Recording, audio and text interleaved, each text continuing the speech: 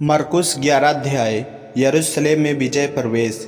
जब वे यरूशलेम के निकट जैतून पहाड़ पर बैतफागे और बैतनिय्याह के पास आए तो उसने अपने चेलों में से 2 को यह कहकर भेजा, सामने के गांव में जाओ और उसमें पहुंचते ही एक गदही का बच्चा जिस पर कभी कोई नहीं चढ़ा, बांधा हुआ तुम्हें मिलेगा। उसे खोल लाओ।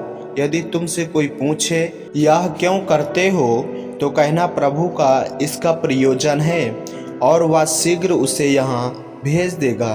उन्होंने जाकर उस बच्चे को बाहर द्वार के पास चौके में बांधा हुआ पाया और खोलने लगे। उनमें से जो वहाँ खड़े थे कोई कोई कहने लगे, यह क्या करते हो, गदही के बच्चे को क्यों खोलते हो। जैसा यीशु ने कहा था वैसा ही उन्होंने उनसे कह दिया। तब लोगों ने उन्हें जाने दिया। उन्होंने बच्चे को यीशु के पास लाकर उस पर अपने कपड़े डाले और वह उस पर बैठ गया। तब बहुतों ने अपने कपड़ों मार्ग में बिछाए और औरों ने खेतों में से डालियाँ काट काट कर फैला दी।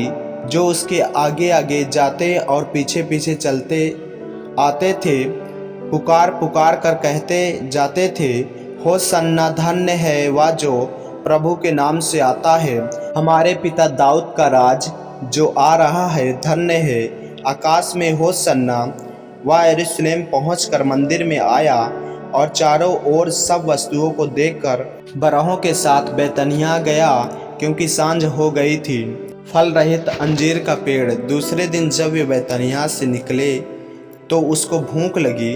वह दूर से अंजीर का एक हरा पेड़ देखकर निकट गया कि क्या जाने उसमें कुछ पाए, पर पत्तों को छोड़ कुछ ना पाया, क्योंकि फल का समय न था। इस पर उसने उससे कहा, अब से कोई तेरा फल कभी न खाएगा। और उसके चेले सुन रहे थे। मंदिर से व्यापारियों का निकाला जाना।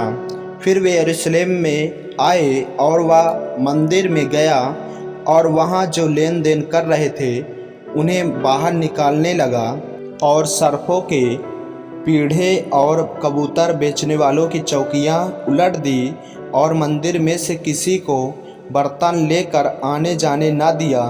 और उपदेश करके उनसे कहा, क्या यह नहीं लिखा है कि मेरा घर सब जातियों के लिए प्रार्थना का घर कहलाएगा, परंतु तुमने इसे डाकुओं की खो बना दी है।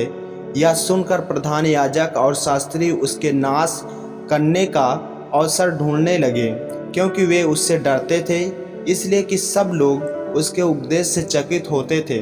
सांझ होते ही वे नगर से बाहर चले गए, सूखे अंजीर के पेड़ से शिक्षा। फिर भोर को जब वे उधर से जाते थे तो उन्होंने उस अंजीर के पेड़ को जड़ तक सूखा हुआ देखा। पतरस को वह बात स्मरण आई और उसने उससे कहा, हे रब्बी, देख, यह अंजीर का पेड़ जिसे तूने श्राप दिया था सूख गया है। यीशु ने उसको उत्तर दिया, परमेश्वर पर विश्वास रखो। मैं तुमसे सच कहता हूँ कि जो कोई इस पहाड़ से कहे, तू उखड़ जा और समुद्र में जा पड़, और अपने मन में संदेह न करे, वरन प्रतीत करे कि जो कहता हूँ वह हो जाएगा, तो उसके लिए वही होगा।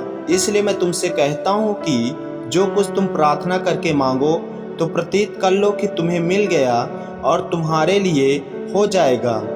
और जब कभी तुम खड़े हुए प्रार्थना करते हो तो यदि तुम्हारे मन में किसी के प्रति कुछ विरोध हो तो क्षमा करो, इसलिए कि तुम्हारा स्वर्गीय पिता भी तुम्हारे अपराध क्षमा करे।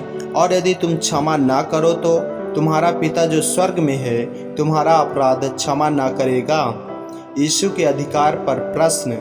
वे फिर यरूशलेम आए, और जब वह मंदिर में टहल रहा था तो प्रधान याजक और शास्त्री और पुरनिये उसके पास आकर पूछने लगे, तू ये काम किस अधिकार से करता है, और यह अधिकार तुझे किसने दिया है कि तू ये काम करे। यीशु ने उनसे कहा, मैं भी तुमसे एक बात पूछता हूँ, मुझे उत्तर दो तो मैं तुम्हें बताऊंगा कि ये काम किस अधिकार से करता हूँ। यूहन्ना का बपतिस्मा क्या स्वर्ग की ओर से था या मनुष्यों की ओर से था? मुझे उत्तर दो। तब वे आपस में विवाद करने लगे कि यदि हम कहें स्वर्ग की ओर से तो वह कहेगा फिर तुमने उसकी प्रतीति क्यों नहीं की, और यदि हम कहें मनुष्यों की ओर से तो लोगों का डर है, क्योंकि सब जानते हैं कि यूहन्ना सचमुच भविष्यवक्ता था।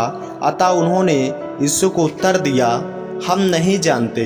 यीशु ने उनसे कहा, मैं भी तुमको नहीं बताता कि ये काम किस अधिकार से करता हूँ। आमीन। मेरे प्रियो, यदि आप इस चैनल पर नए हैं, यदि आपने अभी तक हमारे चैनल को सब्सक्राइब नहीं किया है तो हमारे चैनल को सब्सक्राइब करें और बेल आइकन के बटन को दबाएं ताकि वीडियो रोजाना आप तक पहुंच सके। जय मसीह की। प्रभु आपको आशीष।